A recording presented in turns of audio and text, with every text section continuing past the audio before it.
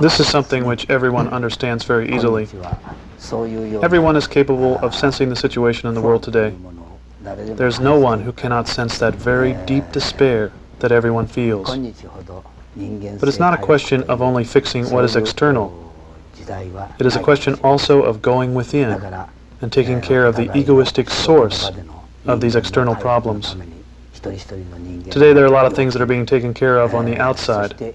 There's a lot of healthy food being eaten. There's a lot of care being taken to preserve our health. There's beginning to be care to preserve our planet. People are coming to the consciousness that is needed to address these external social problems. And that's good.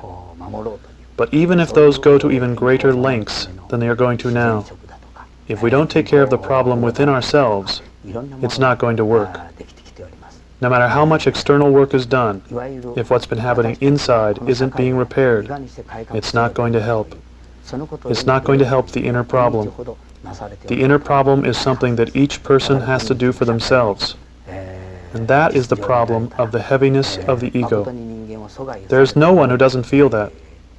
We can in these days say, I want something delicious to eat, and we can get it. I want to wear these clothes, and we can put them on. I want to do this with my time, and we can do it. That's possible for anybody. But when it comes to being uncomfortable with our egoistic heaviness, who knows how to rid ourselves of that? When we feel we are too self-aware and self-conscious, and living on our own small energy instead of a greater, larger picture, we don't know what to do about that. And it's the uncomfortability generated by these inner problems that brings about a lot of our external problems. And of course we can solve those external problems by getting what we want to eat, or by doing something that we enjoy doing. But in the end we will always return to this place within ourselves where we are uncomfortable with our own egoistic, narrow self. And this is true with more and more people. This is what the real problem is. And for that reason, we have Zazen. For that reason, we have this practice that is designed to dig in and dig out that ego, to find that place where it isn't happening, to get rid of that filter, to cut away, shave away, dig into the deepest possible roots, and find that place where the water of clear mind is flowing freely. But we can't do that unless each of us does it for ourselves. It can't be done by some kind of external aid. Each person has to do it. And when people look at what we're doing here, for example, doing a Sesshin, they think, what a narrow, rigid, difficult way of going about it. But compared to living all your life in this egoistic bind, it's not. The things we're doing here, sitting in this posture, living in this Sesshin way of living, clearly it is a very, very rigid and tight, restrictive way of looking at how to live. But it's for the purpose of going to the place where our ego isn't directing our life. For realizing that place where that huge, clear mind freely originates from. To be able to realize that, we have to cut away all of that egoistic noise, all of that external stimulation, and return to that base, where that huge, clear, liberated mind comes from. It's for accomplishing that we live in this way. And when we do that, when we return to this place where we can feel our center free from having to be told what to do by that ego, free from having to be controlled by that ego, then we can take that mind back out into our life in the outside world, and we can start dealing with the external problems from the inside out rather than the outside in. And that's the only way that we are really going to be able to get rid of this egoistic heaviness anyway. And it is for that reason that doing Zazen is so important. to dig into that ego, to root it out, to dig it out at its deepest roots. That is why we have this practice. And for doing that, we are doing Zazen and practicing in Sesshin.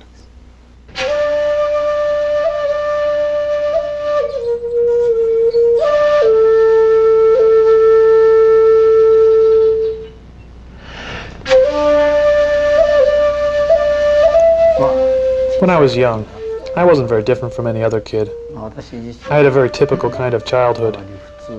But there came a time when I had to face that dilemma, like all children do, of what I should do with my life and what it should be about.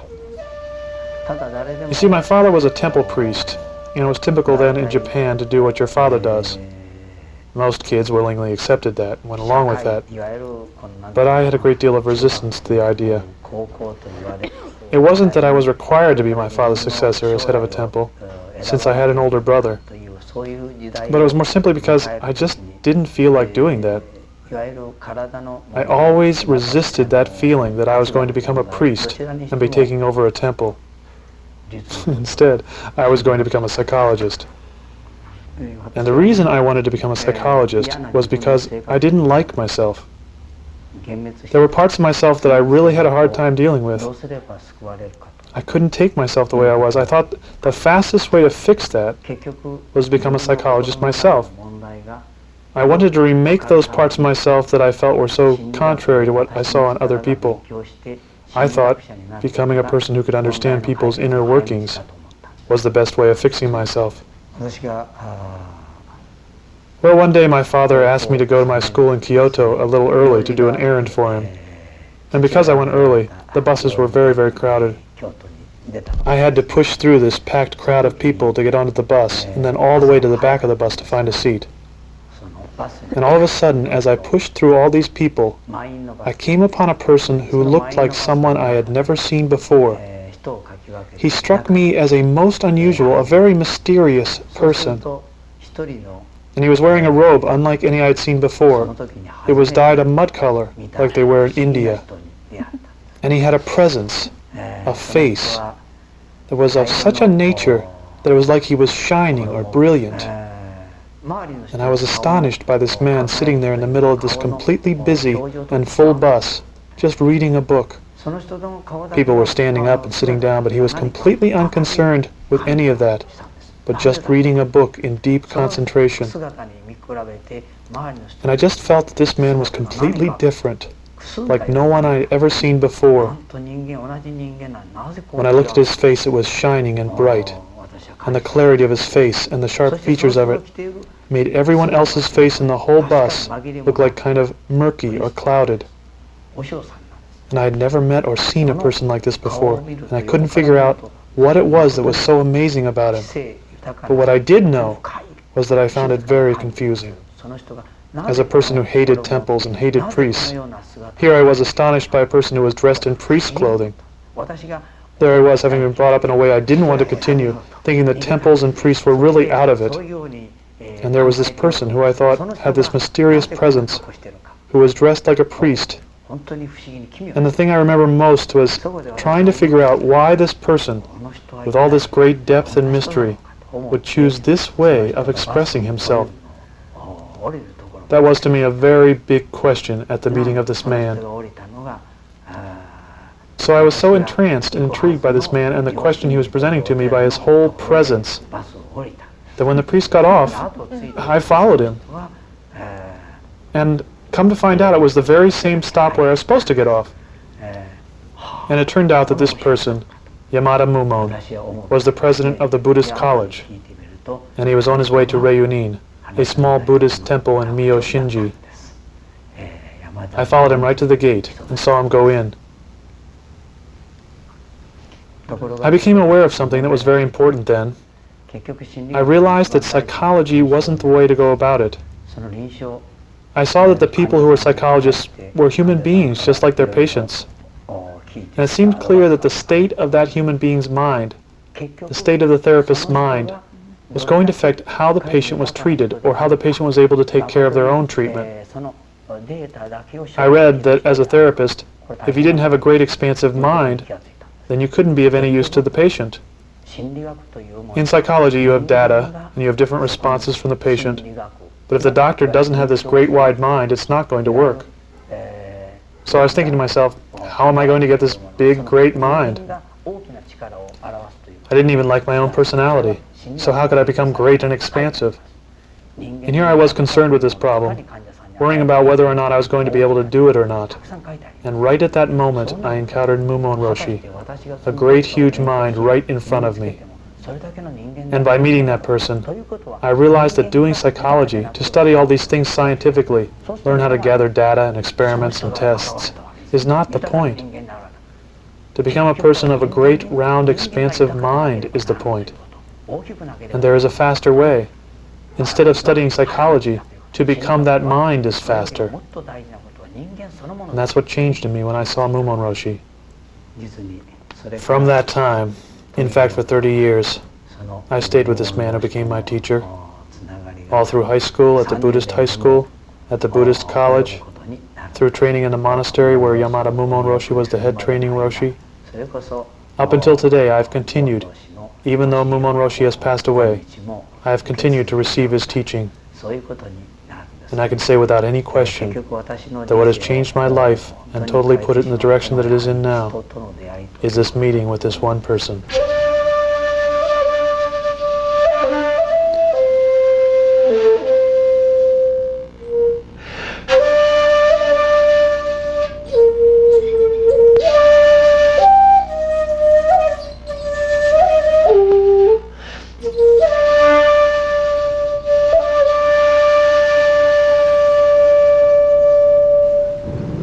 Where in the past we each could just consider our own needs and be aware of what the small world around us was requiring, we're now approaching a time when we can't do that anymore. The world is just too connected, just too full of things that are connecting all of us. For example, the amount of information that comes into everybody, it gives us the sense of not needing to judge things for ourselves anymore. We're always being told what to do, what to wear, how things should happen. And in the midst of that, there is the sense that while we need more than ever to connect with other people, we are being more isolated from them. In the same way that our family situation is breaking down, people have fewer and fewer people to really share their hearts with, to really embrace them in the warmth of a family. People's lives have really taken on a sense of isolation, without any way to express how miserable that makes them feel. And along with all of that comes all the business of life, because of all the media, because of all the information, because of the pace of things happening right now. In the middle of this isolated, uncomfortable mind, we are walking around in a world that is so busy, we can't even find time to find out what it is in our mind that is making us so discontent and unhappy. And in order to somehow assuage that feeling, we go into entertainment that has so much stimulation that we're just kind of numbing ourselves to all of that. Or we become intoxicated on things like drugs or alcohol, or a hobby that takes us away from thinking about how unhappy we are inside. Our world has become a place where we are always avoiding facing the core issue and dealing with what's really, really our true nature. Instead, we try to find some kind of satisfaction in an external world outside of ourselves. This is what almost every person is continually walking around trying to do in the midst of this really busy, terribly stimulating time. Even as we sit here in this quiet, beautiful dawn, around us all possible extraneous noises are happening. And it's not a time when you can run away from those noises anymore. Where you are is where they're happening. So the problem is what to do within that noise. We have a great need to be able to find that place in ourselves where there is no scenery at all. That quiet place within where you can just sit and relieve yourself of all the burdens, of all the overstimulation and the busyness and the things that are happening all the time. To just go inside to a quiet place. How many people can really let go of their anxious mind, let go of their busy mind, let go of all those noises and things passing by them all the time? How many people can say that they have moments when they are completely serene, free of all their insecurity, without anxiety, peaceful, and at one with themselves? This is the true state of all human beings. a state that we all have within us, a state that needs nothing else but being alive to make us completely joyful. But how easily have we forgotten that that's all we need, thinking we need so many other things, and convinced by the media and pulled away from that recognition by society. How easily have we forgotten that completely satisfied and perfect place within us that is always with us. To be able to return to that place is what human beings need right now, more than in any other time. To be able to find this place within ourselves, to touch down with our true nature, to return to that ultimately clear mind, which we all, every single one of us, has to begin with. To return back there, to learn how to return to that place and find complete serenity within any given moment, is what is the most necessary thing to understand because of the times we're living in.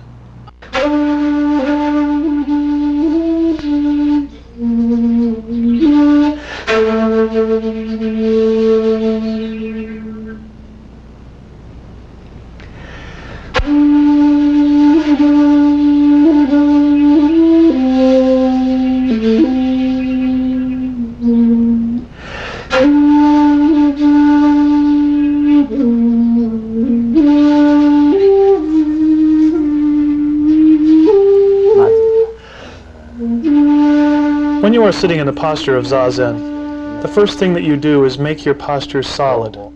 You don't sit in a vague, unsettled way. You make your legs set firmly. You put your right leg up first, your left leg on top of that for the full lotus.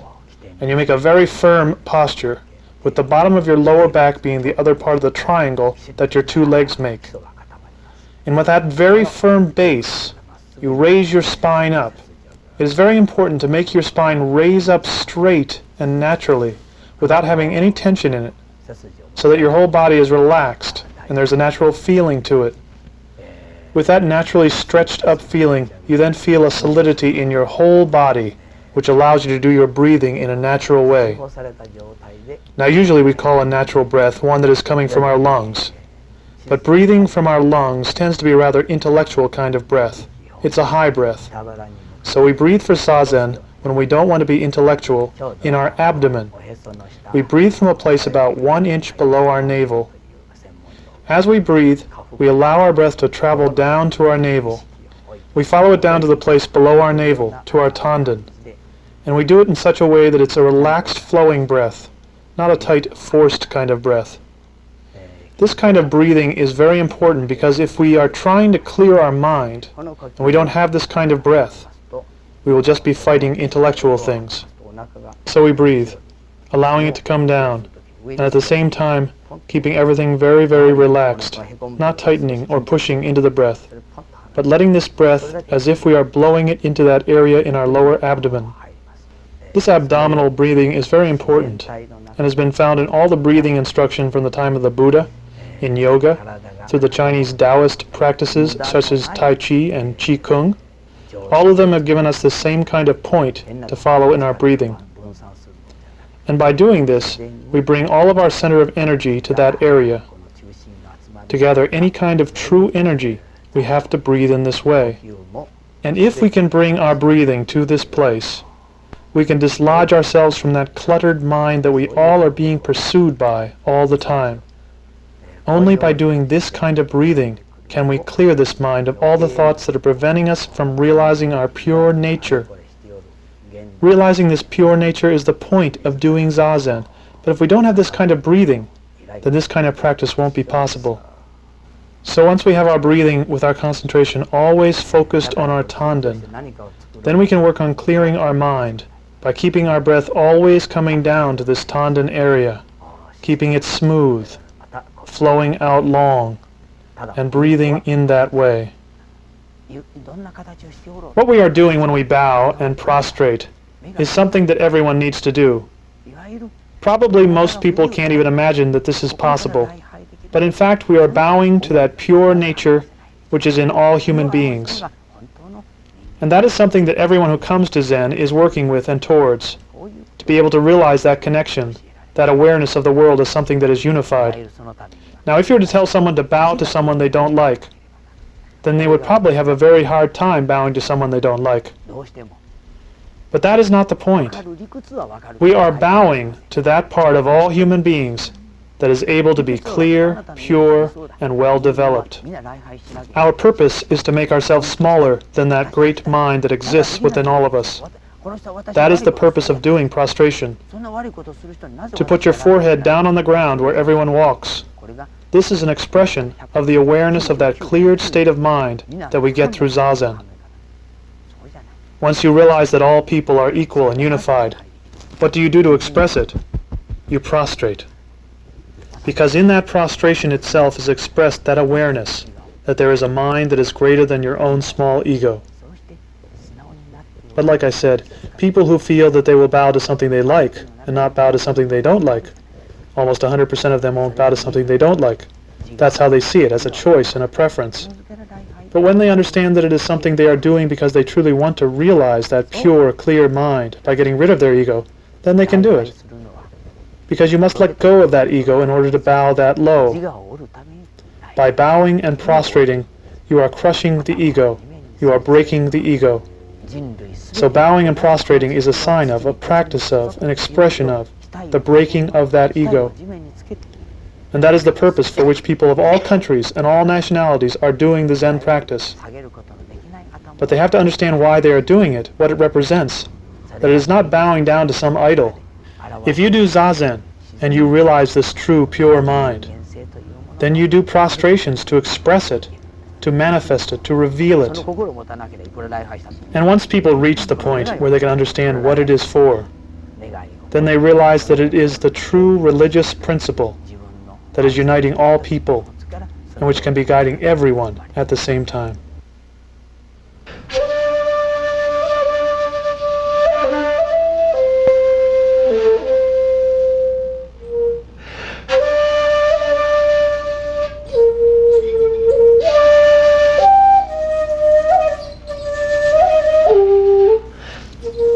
When I went into the monastery, I thought it would be different for me.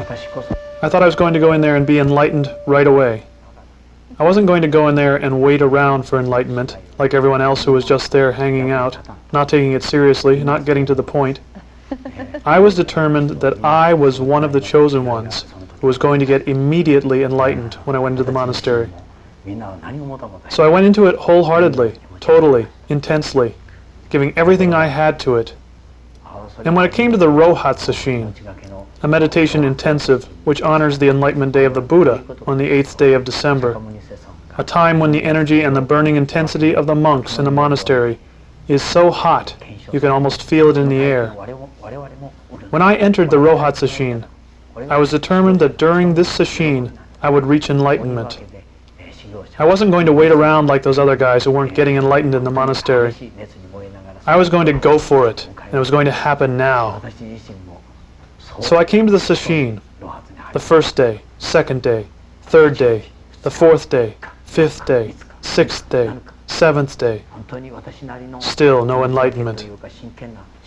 I sat as hard as I could, everyone did, but still no enlightenment.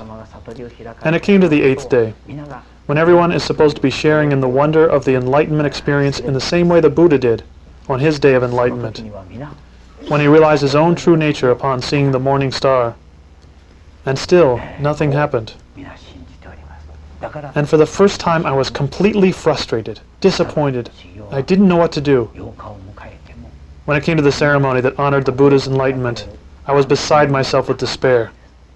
Here I had thought that I could really do it, that I had planned to, I had decided I was going to, that I had been chosen, and it didn't happen. Never had I felt such great disappointment, and I had no idea what to do next. After that Sesshin, I kept going for another year, and then a year after that, and still I did not have any deep enlightenment experience. And so then, after 2 years without a deep enlightenment experience, I went to my teacher, Moutain Roshi, and I said, "I'm leaving. I can't do it here. It's not working. I'm going away to sit by myself." And Moutain Roshi looked at me for a long time, and he said, "That's fine. You can go. But what happens if you don't get enlightened?" And I answered him, "I'll think about that when it doesn't happen." I took everything out of the monastery. I left prepared for never coming back, and I headed for the mountains.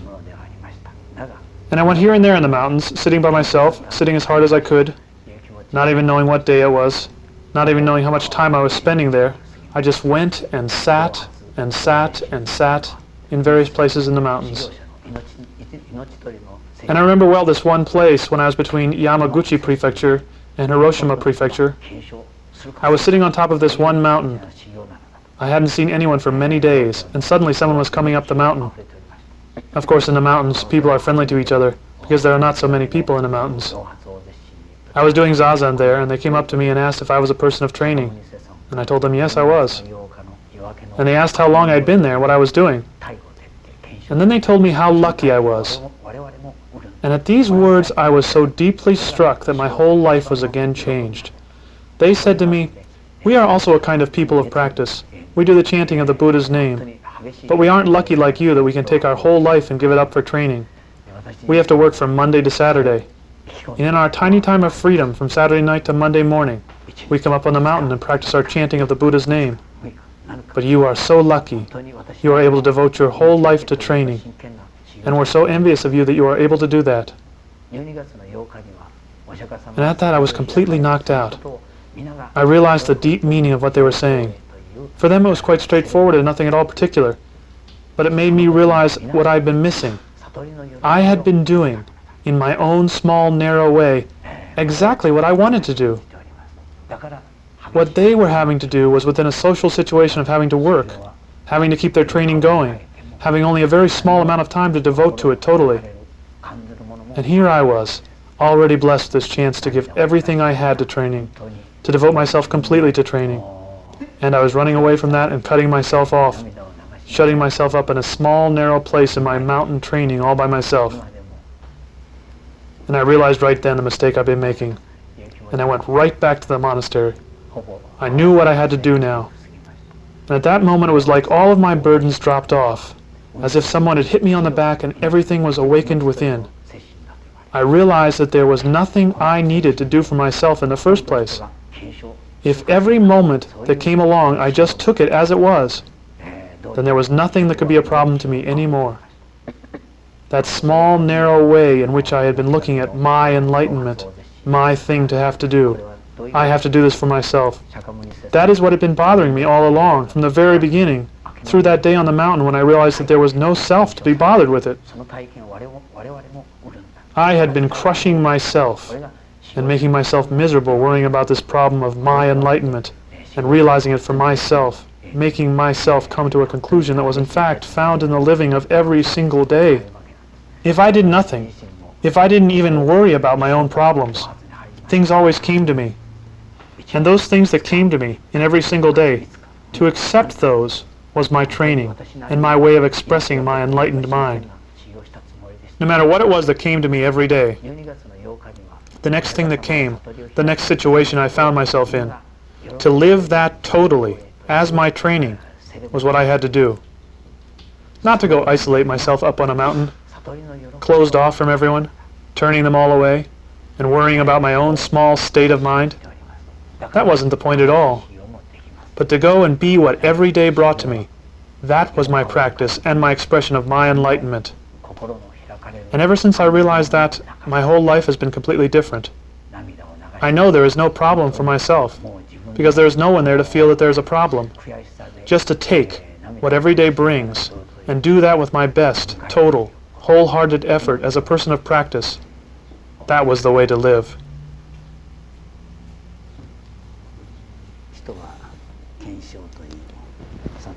Often enlightenment or kensho or satori is considered to be some kind of unusual experience, or something external, or some kind of special phenomenon. But it's not like that. There may be some kind of sudden revelation or some kind of sudden perception, but it's not something that is that unusual or that strange and foreign that we come upon or that comes upon us. What it is an ability to see without any interruption of the ego, without any filtering of the ego. And since we are all walking around seeing things through our ego filter almost all the time, to suddenly be able to see without that filter is a surprise. But it is nothing that we have ever not had. They say that the mind of a baby is something we can compare this to. A baby isn't seeing things from the egoistic place, it is seeing directly and clear.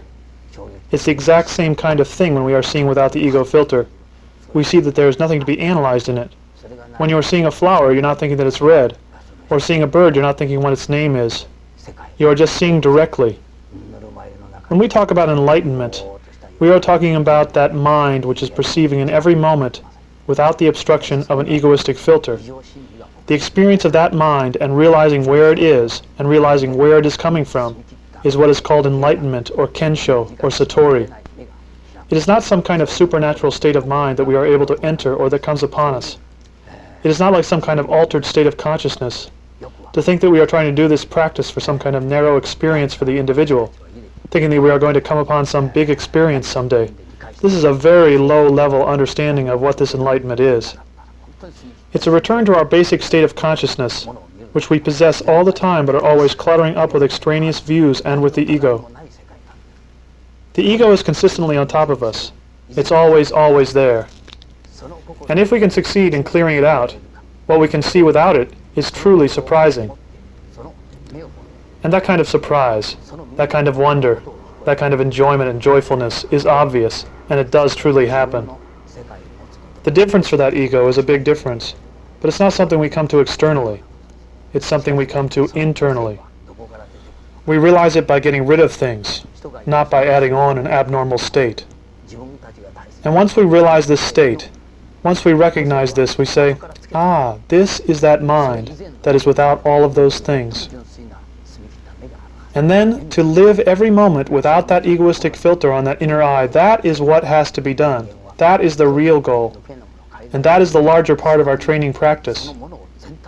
Once we have recognized that new way of seeing, that new eye, an inner eye, once we have encountered that, then we must nurture the ability to encounter every moment of our lives from that clear, pure place. To live in that is the most important part of the practice. To be able to take that clear mind, which is not covered by ego, and keep that going. To live in that place all the time, that is what has to be done. And until we know what it is, we can't keep it going. So that first understanding of where that clear place is often what people sometimes call enlightenment, or kensho, or satori. But to be able to come to every moment with that state of mind, that is what's most important.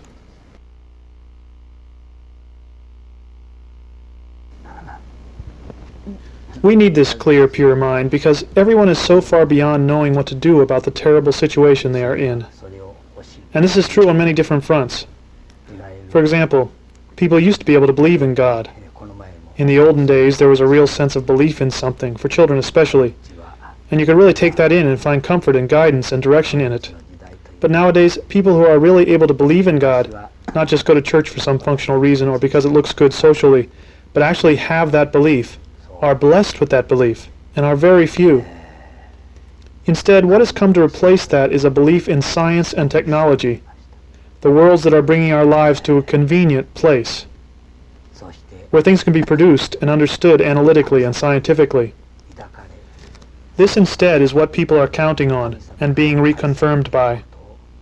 But science and technology are filling our world with a lot of technical, material riches without giving us anything spiritual. They have taken away our ability to believe in something which was not able to be seen with our five senses and replaced it with nothing more than material advantage and convenience. We have all these machines that are making our lives a lot easier. We have a lot of things that we can relate to in terms of comfort or production. But what has been lost? What hasn't been given back? Look at economics. Economics supposedly helps to solve our problems by giving us more money or making our world more stable financially. But people believe in this economical thing more than they believe in something which is to be found within themselves. Economics is concerned with external things, and it is external things that we are always concerned with and talking about. But external things cannot fill the void created by the loss of our ability to know what a God is, or even to believe that a God is possible. For example, look at the workplace. The work in the old days was done by people who were doing apprenticeships. They were learning to make very fine quality material. Things that are made now by the hundreds each day were once made one at a time, after many long years of apprenticeship, and may have taken months or even years to make only one of good quality. Today, things are not made with the same kind of quality because science and the economics of scale can produce hundreds of them, that are just as convenient in the same amount of time. No one cares, except in a very few special cases, how it is being made, or the heart it is being made with. And people who come to a company, they're all the same. Just because someone has been there for 10 years and can make it in a better, more intuitive, well-crafted way doesn't make any difference, because it is all being produced automatically. So someone who comes into the company that day is the same as someone who's been working there for 20 years. If they can just learn how to use the machinery, there is no difference between them. So that respect, that caring, that really meaningfulness in a hand-produced product has disappeared. Some people do feel it, but that overall way of life is not common anymore. And then we get to these factories. The idea of making such huge establishments. Smaller companies have to join together to make one huge mega company in order to survive. And then within that one company you have competition. You have this company all divided into little groups, each of which has one part of the automation line. And those little groups are competing with each other. So people are looking at each other as someone to compete with, not people to be one with or to connect to. And then from there we go to the home, which is loaded with all kinds of information. And if you don't have that information, you can't keep up with your job. You can't compete with that other part of the company who's doing things and trying to do them better than you.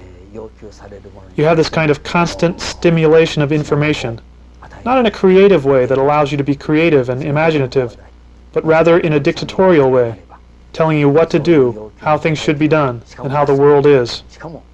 Instead of letting you create and be full of a world which is imagined and full of possibility for each individual person, you get bombarded with all this different information about how things are on the outside, how what is going on is going on. And then in the home, instead of living as a group, connected, everyone has their own television in their own room. Getting together and working out what to watch is not popular. Everyone goes to their own room and watches what they want to watch. And everyone has their own telephones. Instead of waiting for the next person to finish and making your own phone call, it's very convenient to have your own telephone for your own phone call. And this brings about a tremendous amount of loneliness and melancholy and despair. In isolation in your own house or your own company or your own world, you get into a car. Everyone has their own space, their own room, their own television, their own telephone.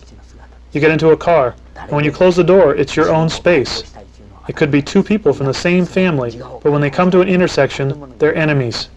Whoever gets their foot on the pedal first, goes first. That kind of egoistic driving and being competitive with everyone instead of cooperating and living together with them is just everywhere. And we go on from that to just how people are with each other. This competitive way of trying to get what you need ahead of everyone else. The world, for example, is divided. People fight against each other across lines that don't even exist.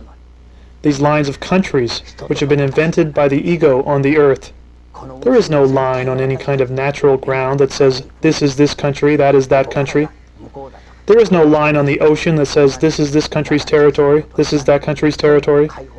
Only human ego with its relentless urge to make things our own, trying to compartmentalize, trying to compete. Only this ego has made this kind of constriction of our earth, this division of this earth happen. It doesn't even exist in reality. Only people's egos and protective energy and territorial feelings have made those lines become accepted and real, and made everyone deal with them. This kind of thing just makes our dilemma of being isolated and miserable, and feeling lonely deeper and deeper all the time. And what is there to do about this? All of these problems are being loaded upon us without any alternative for finding a place where we can be connected, for finding a place where we can come together to feel the original mind we are all endowed with. We're clearly aware when we realize that true mind of how we are all connected, whereas everything in society, everything around us is stating to us how separate we are and pushing us apart from each other.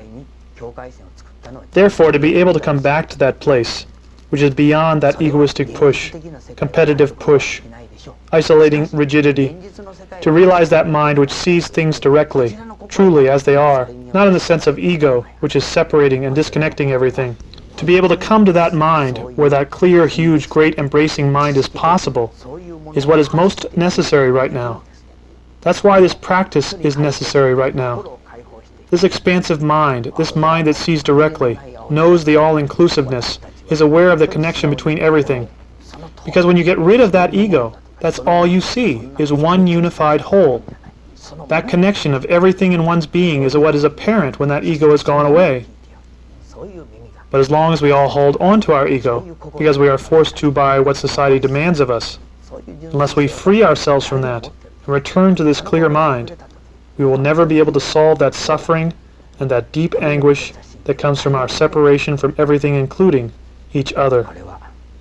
For this reason, this possibility of a way to get out of that ego bind, to relieve ourselves of that, and get back to that true mind, which is clear and huge and all-embracing, is very, very important right now.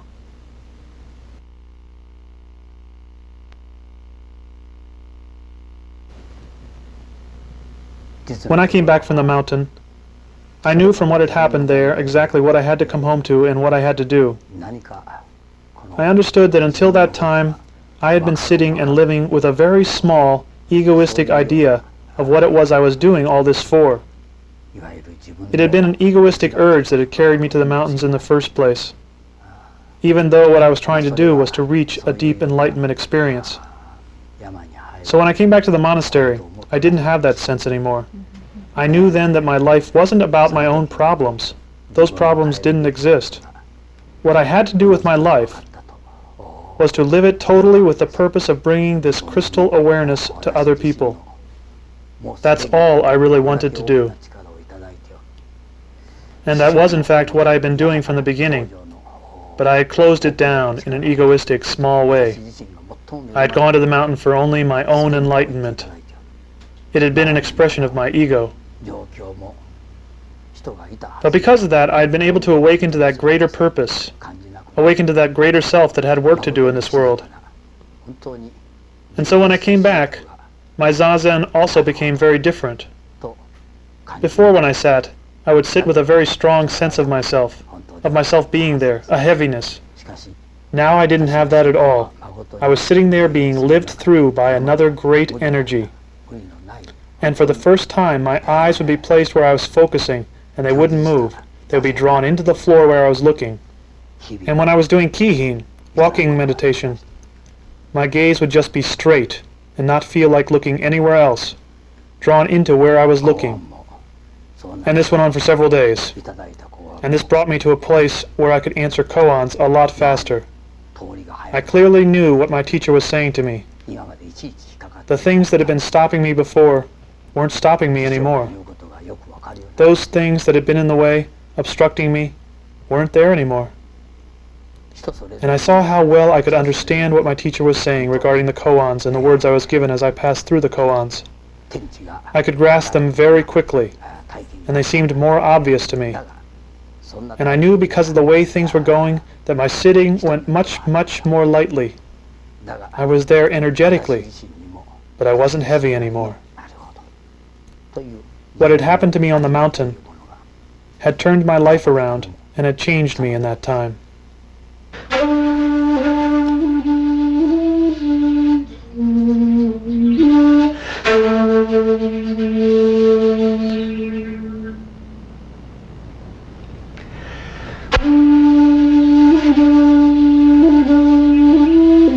Just because we sit in zazen doesn't mean that our mind will naturally, because of that, become clear and empty of any egoistic filter. But by beginning in that way, we can come to this place where we are able to think of others more than ourselves.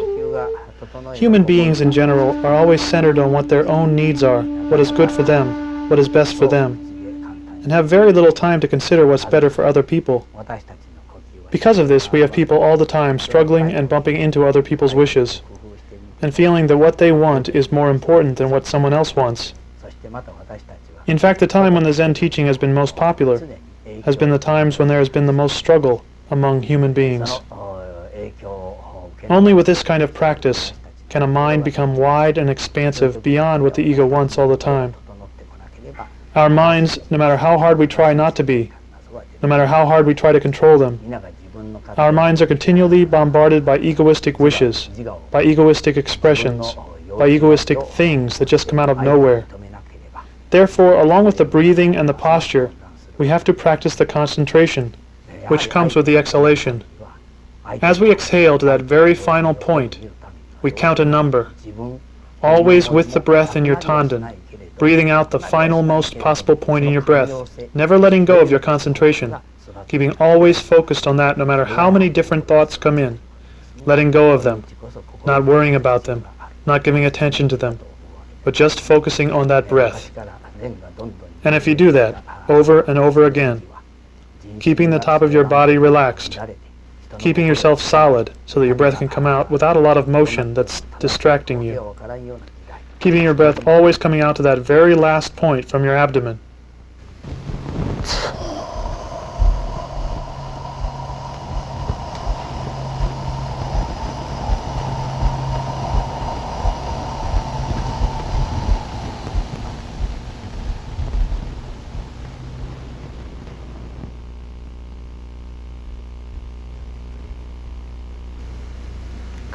If you breathe from a high place, if you breathe up here only, then it tends to make it even more emotional. And being ruled by emotions and your ego is not the point. You are trying to go in the opposite direction from that.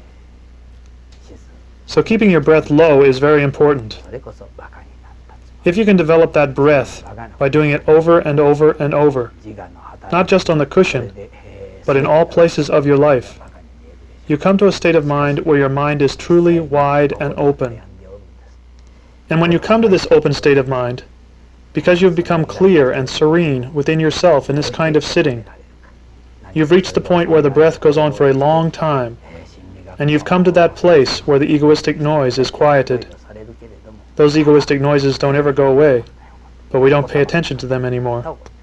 And when you keep focusing on your breath and not paying attention to them, what comes is this huge, expansive state of mind that was there from the very beginning.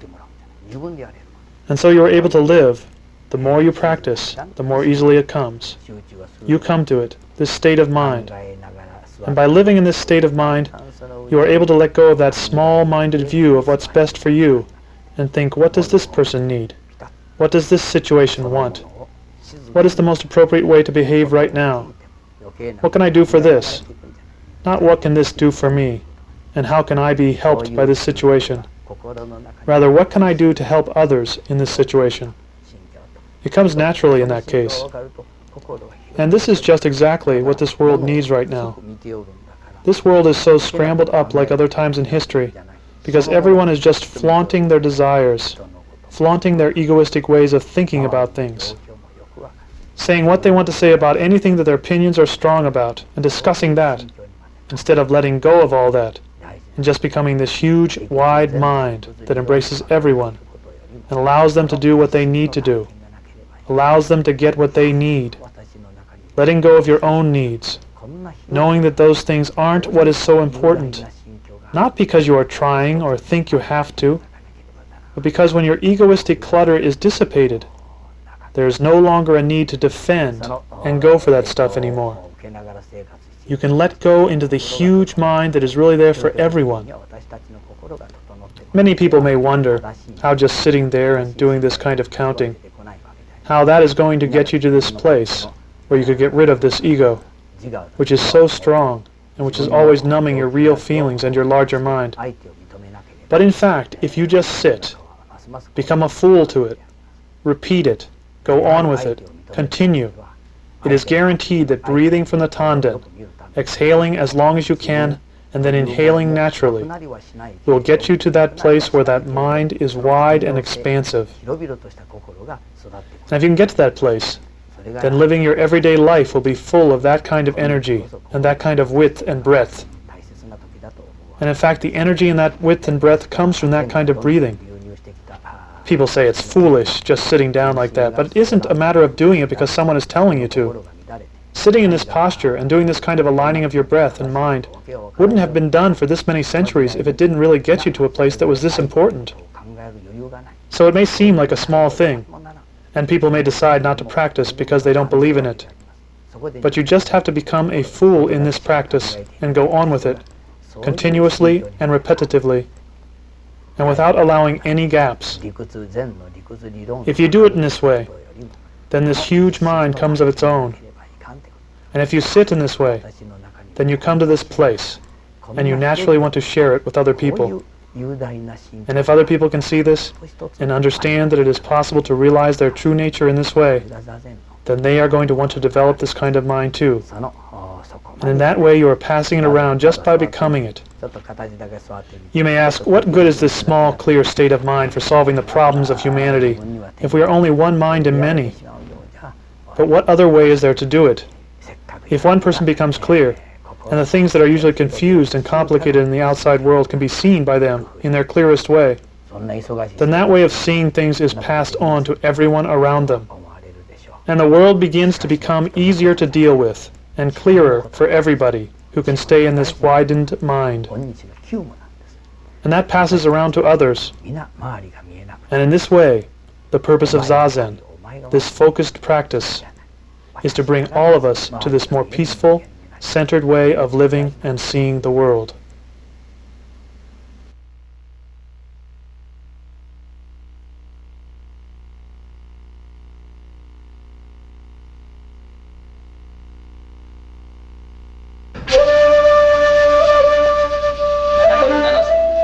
We believe we should live like those who have come before us. But to be concerned with possessions and money is not the way it has to be done. When my teacher, Yamada Mumon Roshi, moved from the monastery in Kobe, where he had lived for some 20 years, to become abbot in Kyoto, he just one day got up and left, carrying only one thing, his wrapping cloth holding only his diary, leaving everything else behind, all the things he had gathered and accumulated for 27 years. Most people usually clean up and organize around themselves in apprehension of death. Mumon Roshi had no attachment to that or the idea of doing that. When he died, never having even had a cold for over 27 years, in the 5 days before his death, he just became a little weaker. He left as someone taking off their clothes, smoothly passing on. There are things which Mumon Roshi in his physical life couldn't completely finish, and I have taken them on for him. Or more than that, though Mumon Roshi's physical life ended with his physical body, that true life energy keeps going, and I am simply continuing the expression of that in the way that Mumon Roshi gave light to. When someone is as deeply enlightened, or touches the true source as directly as Mumon Roshi did, there will always be someone around who is deeply impressed by that person's state of mind. And when that person who is moved and impressed keeps that going, then people around them are again moved and full of wonder at that. And that's how that keeps working. It is because the deep enlightenment of the Buddha, or the deep understanding and love and compassion of Christ were like that people have been impressed and felt that deeply and kept that going on. And that's the way that today we have the teachings of this state of mind continuing. I am absolutely sure that the Buddha did not have any wish or vow to turn everyone into Buddhists. All he wished for was the true liberation of all human minds.